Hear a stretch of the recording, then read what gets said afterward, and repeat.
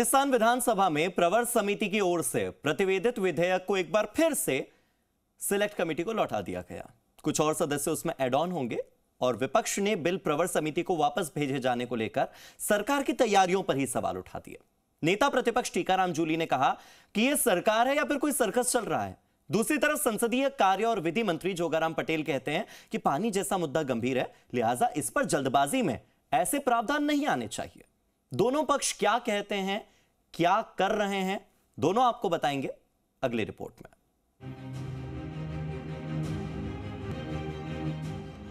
राजस्थान में जल संचय को बढ़ावा देने, पानी के संरक्षण को बढ़ावा देने और बोरिंग पर प्रतिबंध समेत तमाम प्रावधानों को लेकर सदन में उस वक्त विचित्र स्थिति हो गई जब राजस्थान भूजल संरक्षण प्राधिकरण विधेयक को एक बार फिर से प्रवर समिति को भेज दिया गया।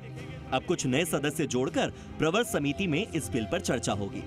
जलदाय मंत्री कन्हैयालाल चौधरी ने कहा कि इसके जरिए भूजल के दोहन को नियंत्रित किया जा सकेगा।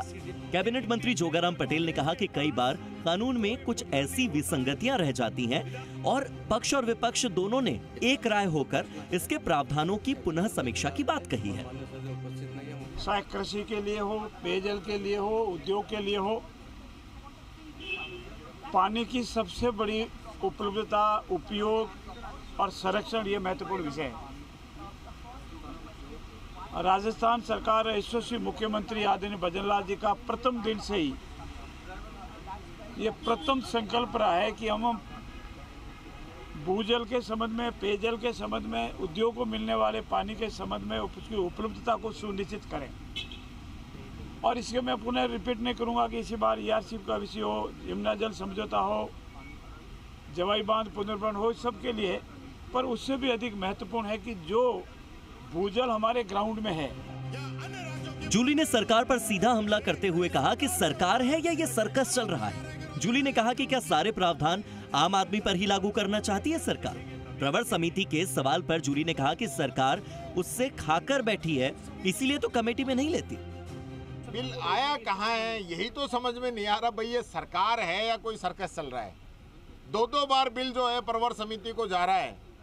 ये तो सरकार का फेल्यूर है, मैनेजमेंट ही नहीं है। संसदीय मंत्री जी अभी यहीं से गए, विधि मंत्रालय क्या कर रहा है, क्या तैयारी करके आप बिलों को लेके आ रहे हो। दो बार बिलों को वापस होना सरकार खुद ले जाती। पिछली बार तो चलती चर्चा के बीच में 3-4 सदस्य बोल पाए थे, बीच में इन्होंने कहा साहब हम इसको वापस लेंगे।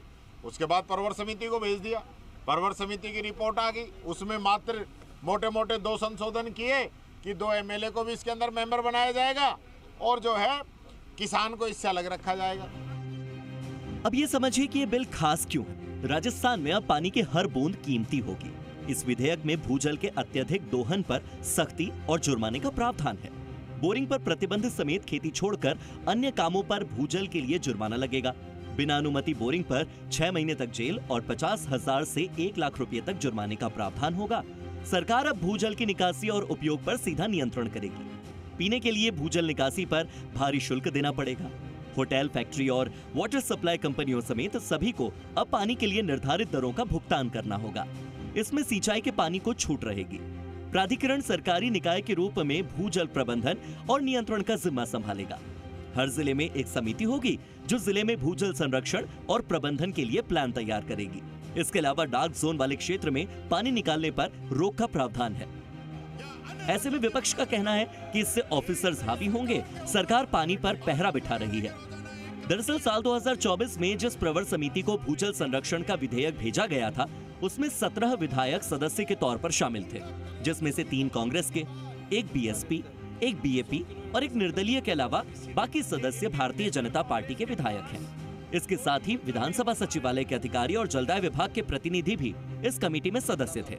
ऐसे में सवाल ये उठ रहा है कि क्या प्रवर समिति ने सही तरीके से अपना काम नहीं किया या फिर आगामी निकाय चुनाव को देखते हुए बिल को सिलेक्ट कमेटी में वापस भेज दिया गया। सवाल ये भी कि क्या बिल फिर से लाया जाएगा या अब इसे ठंडे बस्ते में ही मान लिया जाए। विष्णु शर्मा और शशि मोहन के साथ ब्यूरो रिपोर्ट, जी मीडिया, जयपुर।